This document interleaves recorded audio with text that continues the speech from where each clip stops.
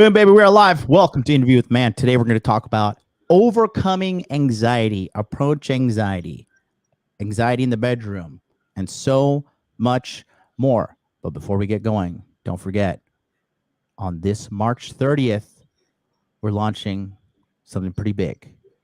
Take a look here, and you'll see exactly what I'm talking about. Hi, I'm Jonathan from the Masculine Empowerment Network, and I'm here today with another special message for you. As you know, I've just returned from my North American tour, which started in Miami, went to Orlando, Dallas, Santa Barbara, California, Las Vegas, Nevada, and ending in Toronto, Canada. A lot of you know I had the pleasure to meet you and get a chance to talk to you and see exactly what's going on with you in your life and how can I help you more. And I learned a lot. I met so many men and so many different walks of life, and I heard about your struggles. Struggles that didn't really come from the outside, they came from the inside. Anxiety, depression, loneliness, addiction, feeling not good enough, hopelessness, all things that are detrimental to a man who wants to live an above average life. As you know, last year we launched the Inner Game Healing Summit. And after going on this tour and hearing your cries for help, I have realized that once again, it's time to bring it back. But we're doing it bigger, we're doing it better, and we're doing it for you. This year, we are bringing back the Inner Game Healing Summit, but we are giving you 4 times the value at a fraction of the cost. Starting on March 30th, we are re-enrolling members for the entire year. Because this year, what we're gonna do is in quarter 1, we will have 5 interactive webinar training sessions with our psychological experts, as well as quarter 2, quarter 3, and quarter 4. And when you sign up for quarter 1, you get access to all of the quarters for the rest of the year. In addition to that, you do get access to my Inner Game Healing video course, which is a self-help guide for you to maximize the principles I have used to heal my inner game to help me become the successful man that I am today. In addition to that, you'll also get access to the 1-year Telegram chat. And the Telegram chat from last year, let me tell you something. I couldn't believe what I saw, but this Telegram chat was self-sustaining with members helping each other, lifting each other up, and I was witnessing people being cured left and right. One of our members was actually able to land a 6-figure salaried position with none other than Jordan Belfort himself after attending the Inner Game Healing Summit and clearing out his inner game issues, healing his traumas, and taking the next step in his life towards greatness. We welcome you to join us. If you're feeling anxiety, if you're feeling depression, if you're feeling isolated and alone, if you're feeling despair, hopelessness, feelings of not being good enough, let us help you. We have helped hundreds of men last year, and we're going to help thousands and thousands and thousands more. Join us. Go to innergamehealing.com, get on the waiting list, and get ready, because we are going to be putting together something like never before. You do not have to be a slave to your inner demons. We will conquer them. We will do this together, and we will do it in the year 2023. Thanks so much, and I'll see you on the inside.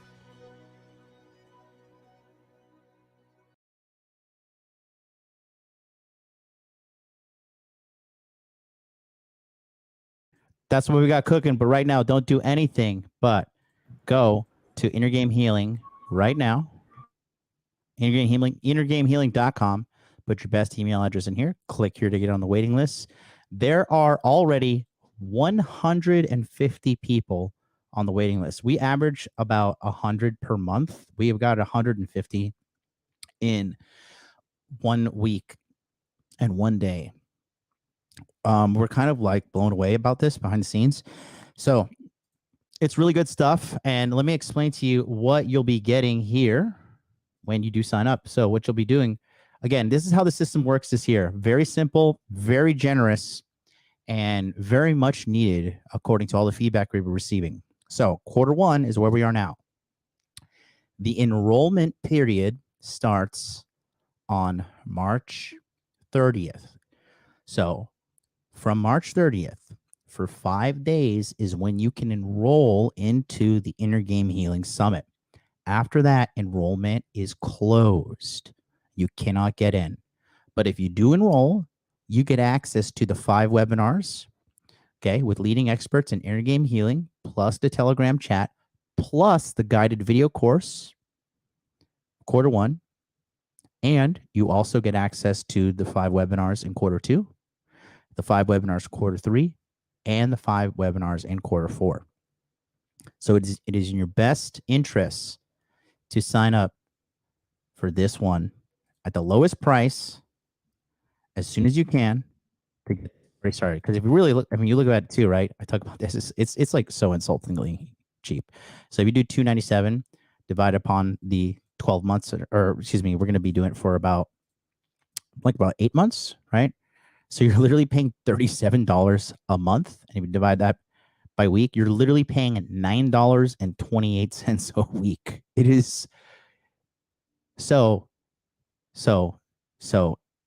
insultingly cheap that if you don't get in and you're having trouble, I mean, best of luck to you. That's all I can say. And again, what you get here, 20 total webinars covering various techniques of healing your inner game with our experts, a year-long Telegram chat, which is a brotherhood of accountability, access to psychological experts in the course, and video course for maintaining mental health habits, all available at innergamehealing.com. Okay. Now, this is men only. Just want to make that very clear. Biological men only, born with a Y chromosome, if you're that woke. And because it's just not, women are not allowed, because it's just not going to be, women being there is going to affect the dynamic. But go to innergamehealing.com, get on the waiting list, and people like me and people like this great guy here, Ryan, who's going to unmute his mic so we can hear him. Hey. Are going to be there, professional as ever, knocking this bad boy right out the park. Ryan, how you doing? I'm doing awesome. Thanks for having me on the show, Jonathan. Hey, man, you're really the one that started this great revolution we're having here. Oh, thanks, man. You know, you're the one, and I just think like it's so important for guys really to get this core identity sorted out. Anything you want to say before we get going on the topic here of overcoming anxiety and, you know, things you've been noticing as you've been helping? Because you're helping like hundreds of people. Yeah. Anxiety, it's the number one thing that keeps guys stuck. Really? It's what keeps you from moving forward. It's fear and anxiety, fear of failure, fear of approaching the attractive girl, fear of bedroom performance, fear of rejection, fear of not fitting in. If you have a fear of not fitting in socially, guess what? You don't go to social events, or at least it's much harder to, and it saps your energy. I used to have a ton of anxiety. You know, I had manic depression, but the companion to it was massive, just general anxiety, feeling low level anxiety all the time. And at the end of the day, I was exhausted, and I was sleeping 9 hours a day, and I was still tired. Anxiety saps your energy, and it keeps you stuck, keeps you from moving forward. It's not always bad, but when it's maladaptive, it's Can you explain what manic depression is? Because it's not regular depression, manic depression. Sure. And I did not have the worst type of manic depression, but the depression part was really bad. The manias were mild. So you go back and forth between these. When you're manic, it's kind of like you're high. It's you have tons of energy. You're feeling super great. You're getting tons done. Now, I was bipolar type 2, where the manias, I was just very productive and happy and kicking ass and very charismatic. If you're bipolar type 1, and you know, things are on a spectrum, there's different degrees of manias people have. If your manias are too bad, you can just start get in all sorts of trouble. This is someone who's going to go 125 miles an hour on the highway and is going to get in a wreck just because they're manic and they think the rules don't apply to them. And, they start becoming very sexually promiscuous or doing things they shouldn't do that can land them in trouble. So manias, if they get too big, can actually be very destructive. Mine was just very happy, very productive, but it was really about 10% mania. And then I'd have all this energy and I would slow down, get tired. I couldn't sustain it. And then just sink into this deep, long, very severe depression. And it was 90% depression, 10% mania, just cycling back and forth. And it was because of my upbringing. It was because of a lot of subconscious trauma. But as a companion to that, and what actually took a little longer to clear, was tons of anxiety about everything. And it really holds you back. The people who have anxiety know this. The most common anxiety guys face is approach anxiety with women, and it keeps them from approaching the women and getting the girls. It keeps them from getting what they want. Yeah. Anxiety in general can do that. Anxiety sometimes is helpful, but too often it is maladaptive and hurting us instead of serving us. Yeah. Oh, yeah. And then shout out to Lord Venom here. He says, hey, MLD, I signed up for the waiting list. And then he mentions with a follow-up, I've needed some help. I haven't been the same since my dad passed last year. I read the book twice that MLD recommended, Endure. That's Endure by Cameron Haynes. It helped to a degree, yet I need something else. Yeah. No, there's nothing like getting in there and talking with people who have gone through this, okay, and who are absolutely people who have gone through this, suffered through this, overcame it, and came out the other side.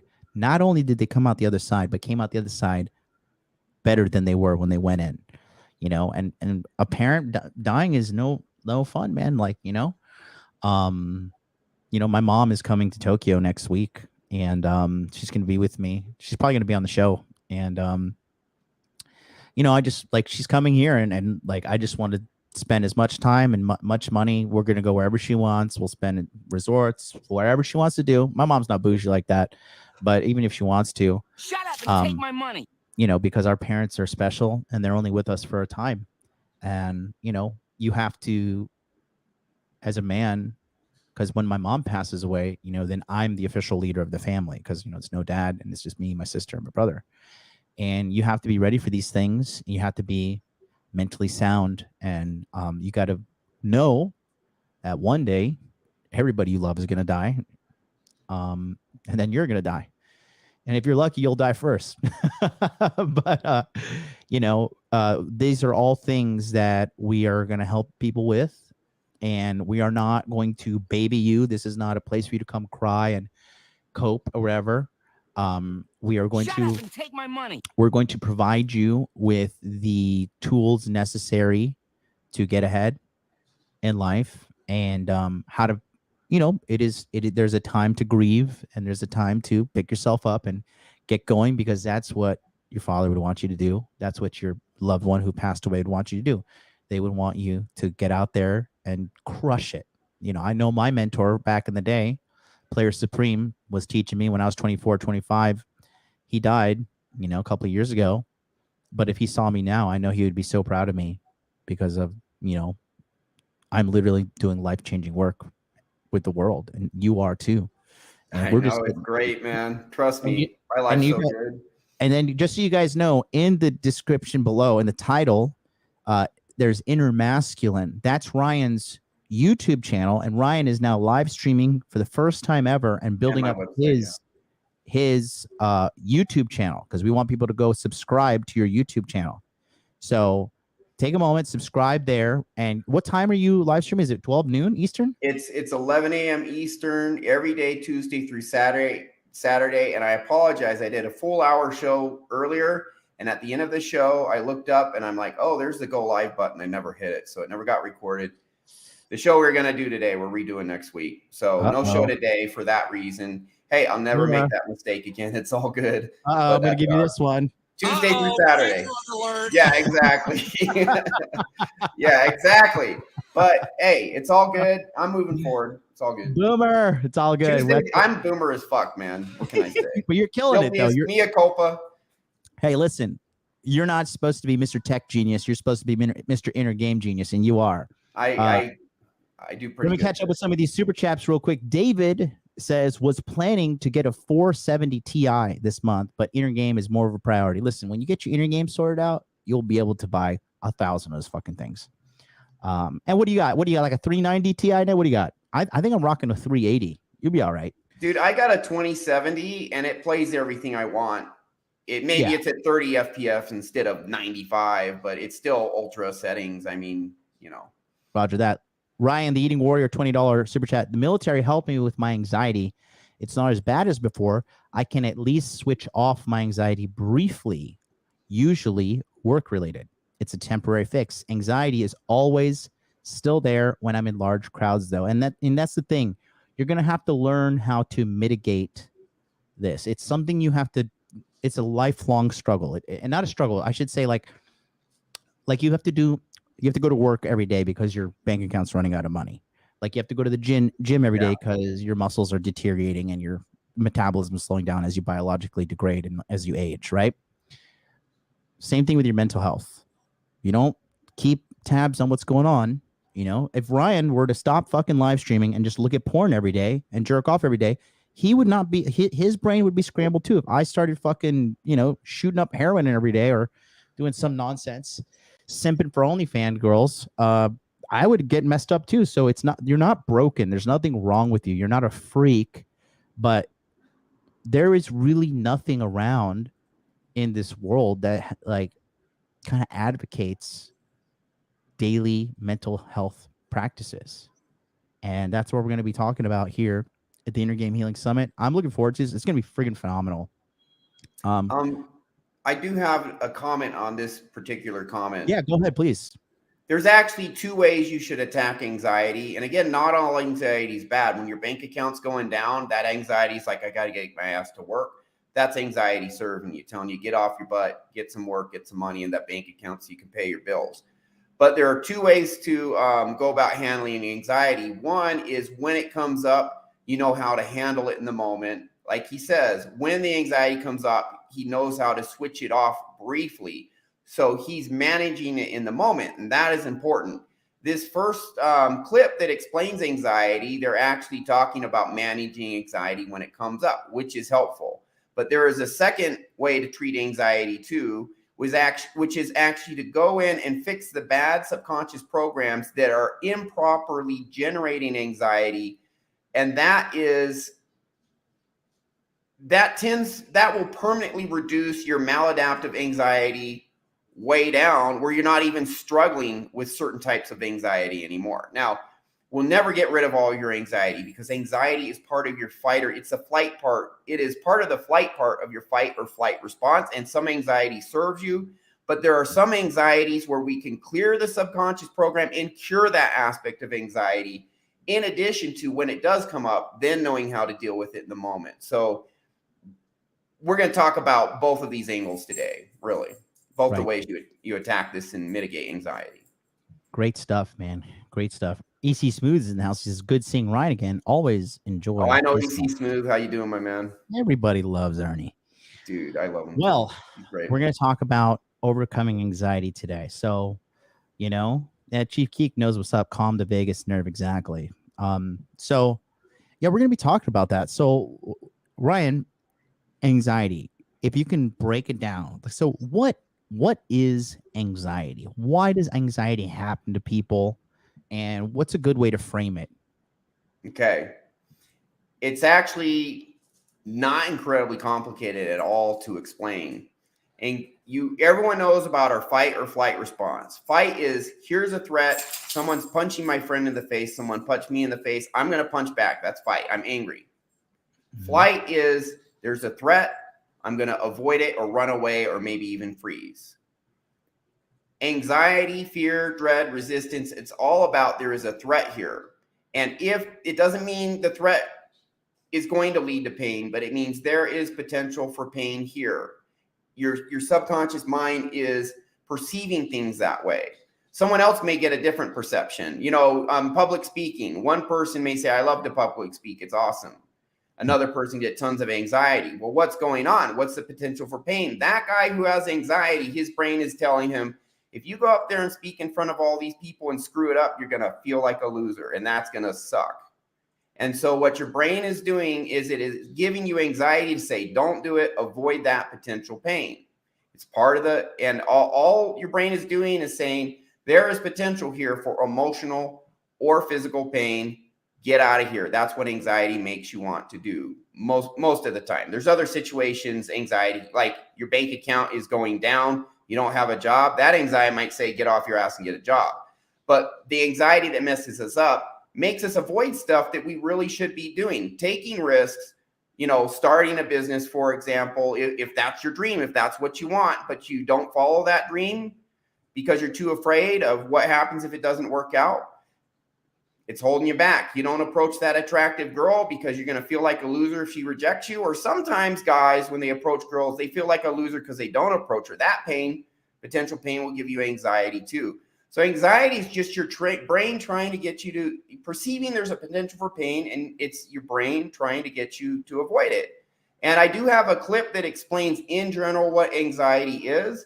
They kind of don't break it down quite like this into the fundamentals, but they're going to mention all the different things that cause people anxiety. And in each thing they mention in this clip we're going to play, you can pause it and say, okay, this, like one of the things is a guy has to get to the airport 5 hours early because he has anxiety about missing his flight. Well, the potential he in his mind is, if I miss the flight, it's going to be horrible. And so he gets there extra early, and that anxiety is making him waste a lot of time. Everything mentioned in these clips is about people avoiding potential pain. That's why we have anxiety. Layla Hormozi put out a clip the other day, and I really like the way she reframed anxiety. And she reframed it in saying, like, she's like, because she mentioned, you could tell too, she's like a highly anxious person, Yeah. And she just She's says, great, go ahead. I love Layla Hormozi. I love her. Like I analyze her clips on my YouTube channel. It's great. Yeah. I watch what she says, and she has gone through so much, and and this is not me like embracing the boss babe just because whatever. Like, she's actually a very accomplished woman, and she has done a lot, and she manages $100 million portfolio of companies, and she's like, I think she just turned 30, so she's clearly crushing the game. But she just says now.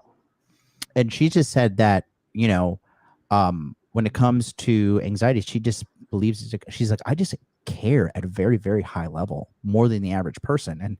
And today's day and age, like, finding someone to care about anything is fucking rare. You know what I mean? So with anxiety, I'll talk about how it's affected me in my past, right? So obviously, I still struggle with anxiety to this day. It is kind of wild. I was always like assaulted or hit from behind when I was little by my cousins and shit, or like sometimes I pissed my mom off. She would whack me. And, to this day, sometimes I just kind of, I feel anxious time to time walking around. Like if I'm going to get hit from behind, I have this, I can feel something behind me, and I know it's not there. You know what I mean? But your subconscious thinks it's there because of your childhood. Yes. And so this anxiety is like, watch out, there's pain coming, avoid it. That's what's going on. Shut up and take my money. And I've and it used to be way worse. And then also, when I was being raised in the church, right? And so what does the church love to say? If you're going to have sex, you're going to go to hell and burn in the lake of fire where there's eternal weeping and gnashing of teeth. And I'm like 11. I don't even know what sex is. And so then, I become a teenager. You start, you wake up, you focus hard. You're like, what's going on? And then you're just like, you start feeling horny. So when I first started having consistent sex was when I was 19 with my girlfriend at the time. But I would have so much anxiety that literally I would put my penis inside and then 1 pump, 2 pump, and then just come extremely hard. It felt great. But what guy wants to deal with that? And I think when a guy comes too soon, it really does mess with their mind. If it's especially if it's a consistent thing. That makes it even worse. Right. And then the anxiety can go both ways, because the anxiety is like, oh my God, I came too soon. Or when you're like, okay, I'm getting too excited, I need to calm down. The anxieties get too high. And then you're like, oh, and then you lose your erection, right? And so these are things that can really fucking mess with you. And then in addition to that, anxiety is a form of stress, and stress kills you.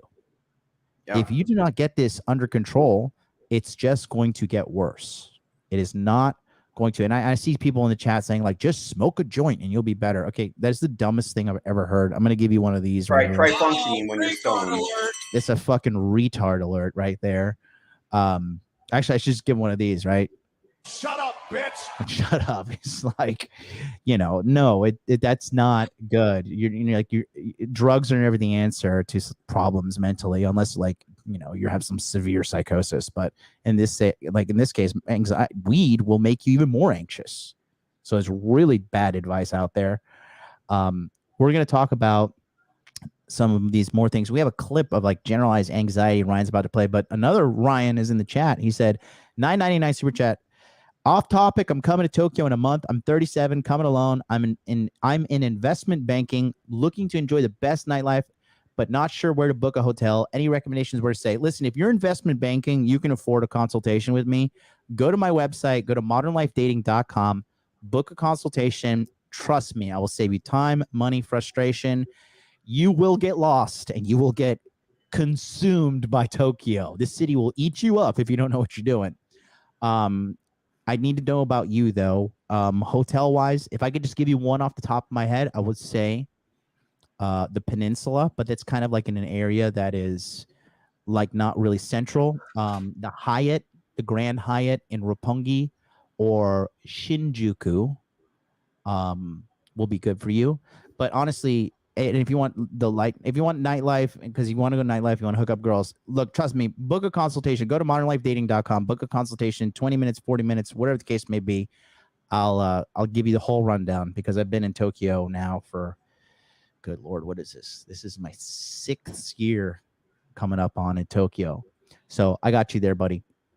Ryan, you have a clip that you wanted to play. It was about generalized anxiety, was it? Yeah, general anxiety. Now, before I play the clip, when you were talking about your sexual anxiety, I want to highlight a point on that will help our audience. Mm-hmm. It's not whether you in reality are facing pain or danger, going to hell for having sex.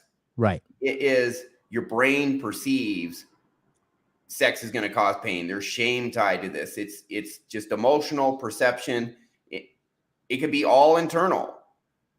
So, and that's your issue that you had was an internal issue. It wasn't actually you're going to hell or you can't perform. It's all just what's in you. So, another thing before I play this clip, if you're in a new situation, you're going to have some anxiety, but that's not maladaptive. That's just normal. If you're out of your comfort zone, we are talking about types of anxiety that are really just keeping you stuck. So this clip is kind of mainstream science and their take on anxiety, and they get a lot right. They do get a lot right. There are some things I'm going to comment on and kind of pause it. But this is going to give a really good general overview of how anxiety, when it's maladaptive, really messes people up. Mm-hmm. So, I mean, anxiety is crippling. I mean, it can be very crippling. It's crippled me in the past. Yeah. I know people who have anxiety attacks and they just freeze up. Like they'll want to go talk to a girl and they'll just be paralyzed like a deer in headlights, like, and it's just not real. The fear is not real. The thing is not real. Like literally, like if you watched yesterday, we did the show on the Watch Party, Childhood 2.0, the physical world is actually becoming safer and safer. And so like the actual physical threats are becoming less and less, but it's the psychological threats that are everywhere. You know what I mean? So we can share that whenever you're ready, Ryan. Okay, here we go. Me doing that at my boomer pace. All right, here we go. Here we go. I'll add that to the stream. Can you just make that big?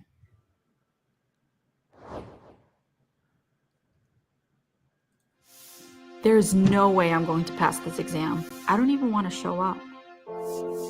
I was so uncomfortable at that party. It was hard for me to breathe and I got all sweaty. I had to leave. I won't go to sleep or leave the house unless I've made sure the stove is off and the doors are locked. Sometimes I do this 3 or 4 times. I have to get to the airport 5 hours early. You just never know what might happen.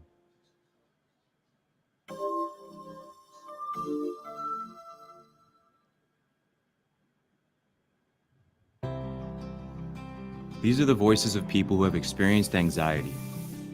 Anxiety is a common reaction to life events, like taking a final exam or speaking in front of a crowd. But when it becomes really uncomfortable and makes day-to-day life hard to live, then it's a problem, or even what we call a disorder. I know. I've lived with anxiety for a long time. My own anxiety feels like it's about everything. I worry about so many things in so many ways, and it impacts my life big time. I stress about things that are about to happen or might happen, and it means I can't really focus on where I am or who I'm with. Sometimes my heart pounds, I speak really fast, and I kind of snap at people. My family gets really frustrated with me. When it's really bad, I have a knot in my stomach all the time. I can even feel depressed, and then I just want to be alone. I feel like if I do something, I'll screw it up or something will go wrong. So There you go.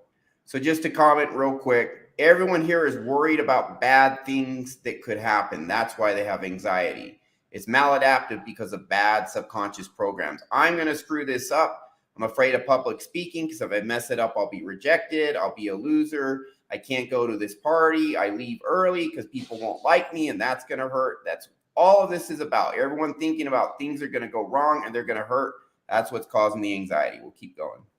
a lot of times, I'd just rather avoid it all. I feel so much better staying home and maybe having a drink. Turns out, anxiety is a very common mental health symptom. It can be the main sign of generalized anxiety disorder, which I have, or social anxiety disorder, which is when people have a fear of being in public or meeting new people. For those of us with social or generalized anxiety disorders, it's really difficult to live the way we want to live. Some people have anxiety about really specific things. They are afraid of heights, snakes, spiders, or something else. These are called phobias, and when people avoid these things, anxiety mostly stays away. But when people can't avoid their phobias, it is a real problem. Some people experience anxiety and post-traumatic stress disorder, or obsessive-compulsive disorder, which can make people really overcome with anxiety. In these conditions, anxiety can be so intense that people are at risk for suicide, and they use alcohol or drugs to cope, and sometimes their lives feel like they come to a halt. I'm one of the lucky ones. My doctor told me how to get the treatment that would help me, and it did. I understand now what my anxiety feels like, when it happens, and what I can do about it. I learned some great coping skills, and even just naming it keeps it in perspective. Sometimes my anxiety can still get pretty big, but it doesn't seem to last quite as long as it used to. My anxiety was treatable. For most people, this is true. You can get your life back to where you want it to be. I know. I've got mine back. Okay, so one other comment here, and I'd like to hear any thoughts you have as well, Jonathan, is did you know this gentleman who was talking, his anxiety has gotten a little better on a permanent basis. He says it doesn't last quite as long, but he still has to deal with it all the time. So there's two angles you take this from. The first angle is when it comes up, I now have tools to handle it when it comes up, so I handle it better.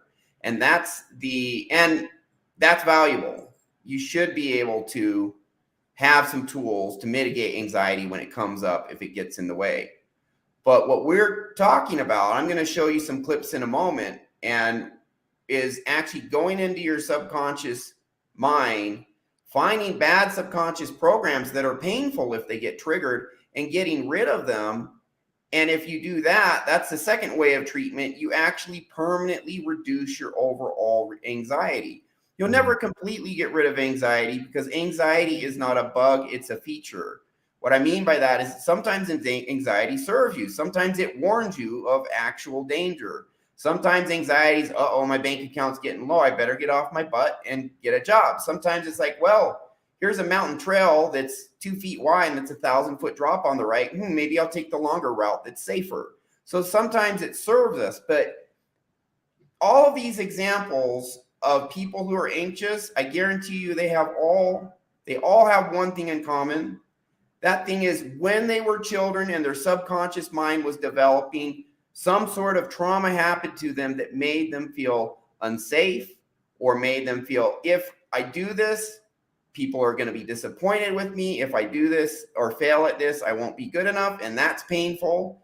And they all have this trauma that they're afraid of getting triggered in their subconscious. And so, we'll examine in more detail later, well, what does trigger subconscious trauma? But they have internal trauma and pain in them that is causing anxiety, and they're trying to avoid that. That's why getting to the airport 5 hours early, having these phobias that no one else has, it's because you had trauma that your average healthy person didn't have, and it's affecting you today because it affects how your brain perceives danger. Unfortunately, it's over perceiving it. It's perceiving more of a threat than there is in reality. Yeah. The living with anxiety is just hell. It sucks. I've been there, done that. Yeah, me too. It's my anxiety's way down now. Still have it normally, healthy. It is truly hell. It is truly hell. It just, you can't, it's a prison. You know what I mean? Can be. It's just it's just sad to see fucking, people being caught in that hell, especially because I personally have experienced it. You know what I mean? But there is relief. There is a way that you can get over this. It does take time, and it is something you have to manage your whole life. But what are the alternatives? You know what I mean? Going through your life and just being a slave. Like, honestly speaking, and I think this is something that comes up very commonly with Ryan, is when men, right? And men, if you're guilty of this, just put a 1 in the chat, what I'm about to say. You see a beautiful girl and you're like, man, that girl is gorgeous. And you got your stuff together. You're a decent looking man. You're got nothing to be ashamed of. But you choke up, you don't approach her, you don't say anything, and then what do you say? You're like, oh man, I'm such a pussy. Oh, I'm such a beta. I'm such a weak man. I'm such a this. I'm such a that. I mean, how many times? Put a 1 in the chat if you've ever done that before. Okay, Ryan really hates when guys talk bad about themselves when they do that, because it's just like you kind of create this self-perpetuating hell that you really cannot get out of. You know what I mean? It's just truly fucking hell, and it's so sad to witness that. Anything you want to add on that? Yeah, so here's the thing. I do have some clips prepared about guys who I've treated for approach anxiety and what happened with them, and how they overcame this. You always want to remember this. Okay, yes. If there's an unfamiliar situation, you're going to be out of your comfort zone. We really don't completely ever get rid of approach anxiety. Maybe you can get it very low to 1 out of 10, maybe 0 out of 10 for Troy Francis, who does it all the time. But if your approach anxiety is any more than 3 out of 10, it's because your brain is saying there are typically 2, rarely a third type of pain, but almost always 1 of 2 types of pain. Any guy comes to, and this is very instructive. The reason I want to look at approach anxiety is because it is such a clear way to illustrate how all types of anxiety work. Because there's typically only 2, rarely only a third type of pain. So associated with approaching women, it causes anxiety. When guys come to me and they say, oh, I have 8 out of 10, I have 10 out of 10 approach anxiety, I ask them a couple questions first. I say, when's the last time you did approach a girl and she rejected you? She said she had a boyfriend, or she gave you the cold shoulder, or just whatever. It didn't work out. You didn't get the number. How did you feel? I get 2 responses. And these are all people who have approach anxiety. Will give me 1 or 2 responses. The first group will say, she rejected me. I felt like a loser. I felt not good enough. I felt unattractive, rejected, whatever. And I'm like, okay, what's your approach anxiety? 8 out of 10 in this instance? How big was the pain? And they usually say an 8. Usually the amount of pain they feel when things go wrong is about the same as the amount of anxiety they feel trying to get them to not do that thing that could lead to pain. Some guys, the second response I get, I say, how did you feel you approached this girl and she rejected you one way or another? And the second group says, I felt a little awkward, but you know what? I actually felt kind of good because I was glad I was brave enough to approach her. Right. And it's like, okay, where's the pain? They didn't feel pain. Why do they have approach anxiety? Well, this is just the first type of pain. I always ask about the second type. And this group who said they feel brave for approaching the girls didn't feel much pain. They always get screwed up by the second one.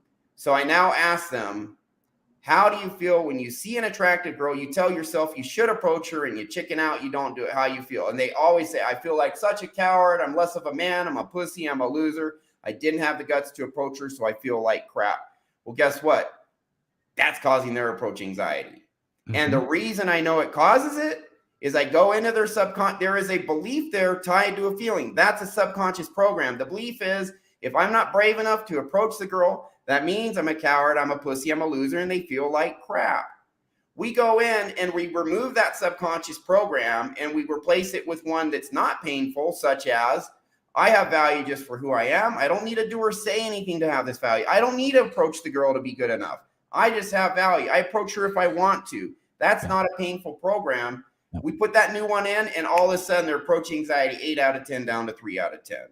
You know, I really love Justin, how he is, you know, how he's really looking at the perspective of approach anxiety from a value perspective, as in a value of oneself, right? Because if you are there at home listening to us right now, okay, if you knew you were good looking, had a great personality, you were great in bed, you're financially sorted, and you know that you can add value to anybody that you interact with, why would you have approach anxiety? You wouldn't. Or the only thing causing it is this is a new person I don't know. So 1, 2, 3 out of 10, low approach anxiety, because it's an unfamiliar person, unfamiliar situation. Because unfamiliar stuff does cause a little anxiety. When I moved to Mexico, I had a little anxiety at first. It wasn't that high, but it was there. The high anxiety comes from, I've had guys, I'm sure you've seen this, Jonathan. Have you seen guys who are jacked, they're good looking, they're tall, they're wealthy, and they have terrible confidence with women? Have you seen that? Yeah, I've seen that. All the time. I have guys like that come to me, not many, because, you know, I'm talking about really top tier, top 5%. And I asked them about the childhood. Oh, I was 60 pounds overweight and everyone made fun of me. Yep. You know, oh, I was bullied. And, oh, you know, I moved every year. I moved to a new school. So I was always starting over. I was always a new kid. No one accepted, thought was weird. Now, as an adult, they blossomed. They lost all the weight. They got jacked. They have a 6-figure job and they still feel unattractive, because when you're a kid, the beliefs we form about what's happening to us in the world around us, by age 8, 75% of those beliefs are set in stone. By age 14, 95% set in stone. They stay there the same. For most people, these subconscious beliefs that form in childhood stay the same the rest of your life for most people, unless you do something specific that is effective to change it. I had one of these guys. I mean, I just can't. He looked like a freaking GQ model. I couldn't believe he had 8 out of 10 approach anxiety with women. I fixed it. He sends me photos and it's like, it's all like 9s and 10s he's dating now. And I'm like, holy crap, dude. You know, before he couldn't even approach him. Yeah. You know, was it Robert? No, I'll tell you later who it was. This guy is no. very private that I'm thinking. Yeah, that's fine. That's fine. No, I met this one guy who came to our meetup in 2021. Dude was fucking jacked, good looking, and an investment banker. And I was just like, dude, what? I was like, you are struggling with value? And did a little digging. What happened? Was raised by a single mom who was extremely controlling, extremely critical of him at all times. And you know, he was in his 30s telling me this, and I was just like, and that was his first women, his mom. yeah, So exactly. I'm not attractive to my mom. I'm not going to be attractive to any other ideal women either. Exactly. And so, you know, it's just wild. Ryan, who gave me the super chat earlier, I just got your booking for the consultation. So I just sent you an email now. We'll get we'll get on a call here and talk real soon. And I'll get you situated with the hotel locations and all that for Tokyo nightlife. I can answer going back to what you said here about the people not even being aware of their anxiety and living their entire lives. I wanted to keep this up because, guys, we don't have like secret people like with fake accounts like typing this stuff up. Like, this is real. Dizzy Pow here says, can you experience the symptoms of anxiety without realizing you're anxious? I had to go to the ER thinking I was having a heart attack, but the doctor said everything was healthy. Yes. That sounds like a panic attack. Right, which is induced by anxiety. Yeah. And this is a psychosomatic. So when your brain is telling you something's wrong and you start physically manifesting the symptoms of this. So yes, Dizzy Pow, what you were experiencing was panic attack, and that's induced through anxiety. It's never fun. It's never fun. You know what I mean? I can give you another very common example of this. Go ahead. Which is procrastination. I have guys come to me say, I procrastinate everything. I can't get anything done. And I ask them, well, do you feel anxious? Because at the core, their brain's trying to get them to avoid doing things because they see there's potential for pain. And I ask them, are you feeling anxious? And half the time they say, no, not really. Well, here's what's happening. Before the anxiety even hits them, they think about doing something. They don't even get anxious yet. And they automatically just say, I don't want to do this. I'm going to play video games. I'm going to drink alcohol. I'm going to smoke weed, just whatever. And they even block out the anxiety before the anxiety even gets triggered. Yep. So anxiety makes you not want to get any potential pain triggered. But some people don't even want to feel the anxiety. Oh, and so their subconscious knows the anxiety's coming, but they haven't felt it yet. And all of a sudden they'll just get urged to eat comfort food, urge to view porn, urge to drink alcohol before they even feel that anxiety. But if they don't drink the alcohol, if they don't do the porn, the video games, and then they're like, oh, now I have to do this task I've been procrastinating, then they start feeling the anxiety. So you can be messed up by this whole anxiety system before you even feel it. And you're just avoiding that. And now you're just wasting time in your life and not getting ahead. Yeah. And then, you know, the number one way people cope with anxiety, unfortunately, is by eating. It's so bad. It's like the number one way. It's not drugs. It's not alcohol. Like the number one way people cope is they fucking overeat because the food kind of, it's a form of self-soothing. Dopamine release.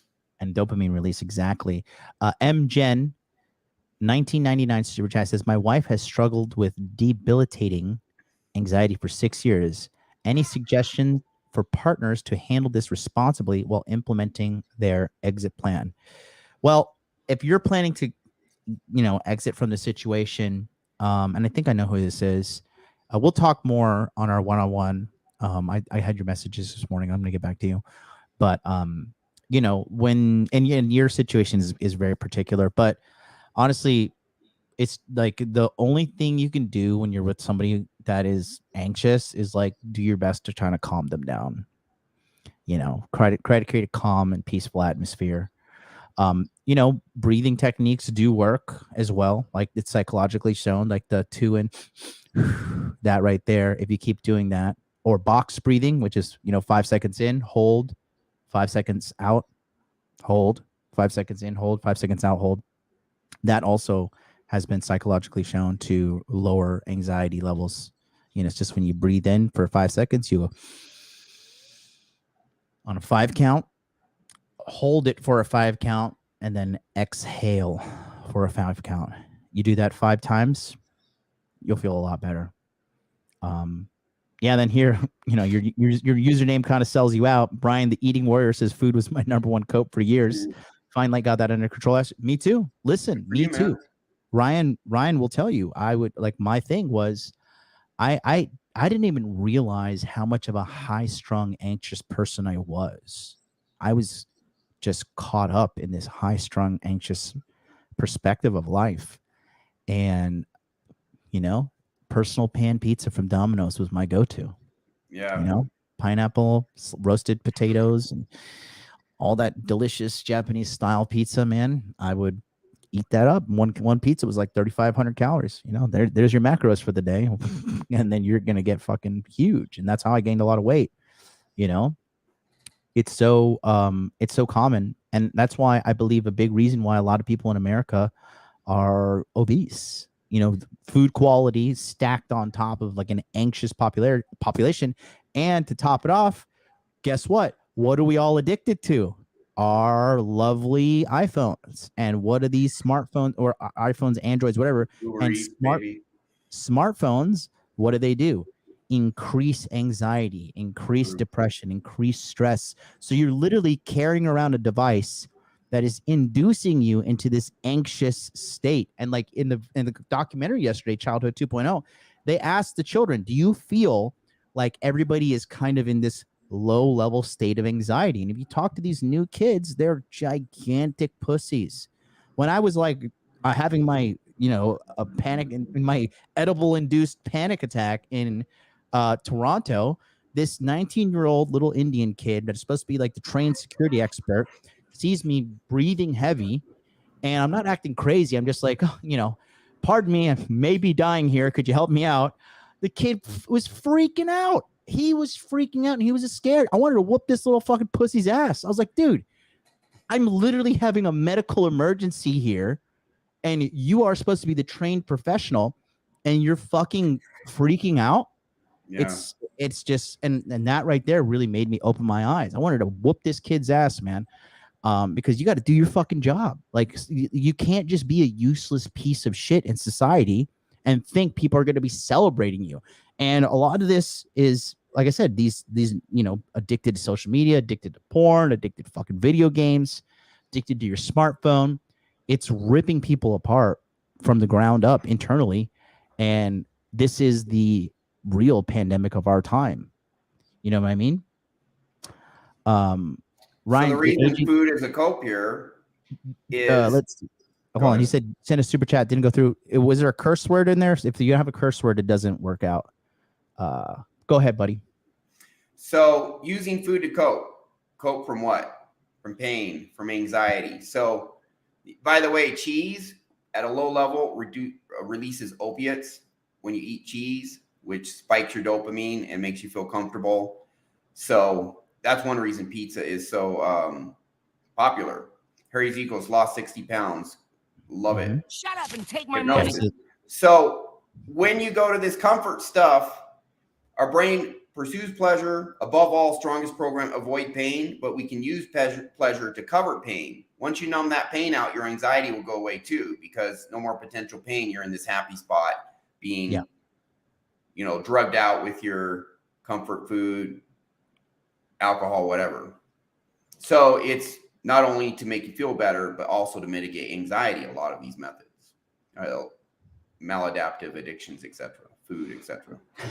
Yeah, you know, it's just it's just, and I would also would say that I think that, you know, this is personal theory, but I do think that the more intelligent someone is, the more prone they are to having anxiety. Paralysis by analysis. What would you say? Do you think is there any evidence about that? This is just a personal observation, obviously. Some people they're able to think about so many variables, that all these variables that could go wrong because they're more intelligent, able to consider so much at once, can be paralyzing. Where your average person is just focusing on a few things and not thinking about everything that could go wrong because they're not, you know, someone who's an engineer is used to tracking all these variables, very intelligent person, but that their higher intelligence and awareness makes them more aware of everything that could go wrong. So yeah, a lot of these people will be, I don't think it's across the board. I think there are some very intelligent people who can also handle anxiety quite well and not have more anxiety than the average guy. But there's a tendency, there's a Dan Pena short where he says smarter people make less money than dumber people. And it's because the smarter people are paralyzed by anxiety, by everything that can go wrong. The dumber people don't think about all the little stuff. They just take action so they make money. And so he notices it too. There is a tendency there, yeah. Oh, yeah. Chief Keep 199 Super Chat said, phones causing us to be Pavlovian dogs. AJ Matthews says, Fowler's, it's Ryan Fowler right here, Fowler's work helped me land a job with a 22% raise in base wage. That was a Super Chat. I hope your money didn't get taken by YouTube and that didn't come through. I think AJ's in Dallas. I remember you well, AJ, and yeah. I'm gonna DM you later because we were talking about some stuff. So AJ, I got your DM this morning. Sorry, buddy. I wake up literally to my phone. I literally have like 500 DMs every day, and Telegram, Instagram, everything. So, but I did see it. I'll get to you. But yeah, and then Louis Torres here says communication has another aspect of it, and then he also says like I can totally relate to that, John. Yeah, and it's true, and like so. Poe Yoda, I love your content, man. Thank you so much. But yeah, excuse me. But the thing is, we want to let people know that there are ways to mitigate this. There are ways to treat this. And, obviously I'm not a psychologist. I do have my bachelor's in science and psychology, so I am well trained on this and educated. However, in my personal perspective, okay, I do not really believe in the pharmaceutical solution to this. Personally, is my personal, like drowning people in Xanax, benzodiazepines and all that. Like I don't support that because I have taken Xanax and I have used that for anxiety because when I was younger in University of Central Florida, they give out fucking Xanax and antidepressants like candy, because they don't care. How much do you think Xanax costs to make? Like 1/4 of a cent, and they just drug you up and charge you through the roof. And if you are taking too many of these things, if you drink alcohol with these Xanaxes or something, people like kill themselves. They overdose, they crash their cars, they wake up, they black out. It's extremely, extremely, extremely dangerous. Poe Yoda says here, if pharma is your way to go, you're already hooked. Yeah, I believe that there are natural ways to handle this. And like for example, like Tom Cruise got some heat back in the day when he was like kind of talking about not really wanting to participate so much in the pharmaceutical industry, and people were like giving him shit. But a lot of people don't realize the number one commercial sponsors in the United States are these pharmaceutical companies. And that's why even on this channel, if we were to criticize something that you were to inject into your body, they will shut down the channel. These people have litigation teams. They have, you guys don't understand. These pharmaceutical companies have teams of lawyers that lobby politicians and bribe and do all these corrupt things to sell you drugs that kill you in the guise of help.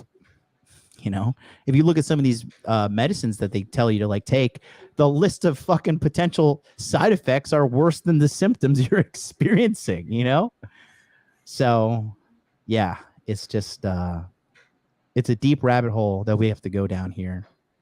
But with anxiety, it's very common. And the thing is, when you're anxious too, and if you're trying to do anything, people will feel your anxiety and then they'll get anxious and they'll want to get away from you. It's not a good thing for anybody. You know what I mean? It's not a good thing for anybody. Nigel Cordosa says, any help for ADHD, it's in the game. Like I said, we're not saying we're going to cure you, but what we're saying is like, we're going to produce the accountability and network of support to help as many people as possible, like we did last year. And it was a massive amount of success. And a lot of your a lot of your problems in your life are usually linked to something going on up here. That's all it is. Yeah, and I'd like to comment on this when you're done. Yeah. And that's what we're going to do with our team of experts. Go ahead, brother. So here's what I do. I am not a licensed medical professional. I'm not a licensed psychologist. Every video on my YouTube channel has a disclaimer that says that. But here's what I do. not only with cognitive self-talk, which is important, but even more important and much more powerful, I have techniques that at a core level get you to deep down believe that you have value, that you have ability, that you are good enough, that you are worthy of love, and that your value is intrinsic and unconditional. And what happens is when you have these beliefs, there's so many belief systems people have now. If I fail, then I don't have value, and then I'm worthless and I'm a loser. That's just an example. That causes a lot of pain when you fail. That potential pain causes anxiety. So I'm not some professional giving you a pill. I'm not going to tell you whether to take a pill or not. That's not my job. I'm not a medical professional. I'm here to get you to believe in yourself and your value and let go of anything that doesn't serve you. It just so happens that now that you believe, oh, I have value whether this girl rejects me or not. I don't need to approach every attractive girl to prove I'm not a coward. You know, when we put these beliefs in you that I can get what I want, if I fail, I'm only practicing, I'm only learning and growing. The more I do anything, the better I get. We put these good beliefs in you. And a lot of this anxiety and other incidental things that are holding you back, they're just gone. They just melt away because these new beliefs are not painful. And what happens is if you really believe you have value deep down, then you just have authentic confidence. And when you have authentic confidence, you can skate through life so much easier. All of a sudden, people start treating you better because they like that you're confident. So I'm not treating this from a medical professional standpoint. I'm treating this from, we're going to get you some deep down core belief, realizing you have value, realizing if others reject you, it doesn't mean you don't have value, and taking it from this self-belief and, you know, core subconscious identity. Yes, I am a high value person. You believe that down in your core, it fixes an unbelievable amount of stuff. Mm-hmm. It really does. Yeah, and then that's kind of tied to like the vibe. When a woman says, "Oh, I just love his vibe. I love the way it is." Like women are not attracted to a man with like extremely anxious vibe. You know what I mean? So it is so important. And then Poyota here has gotten some good. I like what this guy's saying. He says, if you're anxious at a party where people are going ham, then guess what? So you don't pass out. You know, mostly like adrenaline push and drink more than you ever would do and appease. Yeah. A lot of people, when they feel anxiety, what do? Start drinking, you know, and it kind of loosens them up a bit. That liquid courage. Yeah, it's fake courage, though. It's liquid courage is fake courage. So, like I said, we're going to handle all this and much, much more on March 30th when we get enrolled. And remember, April 10th is when we started because we're going to be enrolling starting on March 30th, right? And we'll be March 30th, 31st, April 1st, April 2nd, April 3rd, and we will be closing enrollment on April 3rd at midnight. That's Monday night at midnight.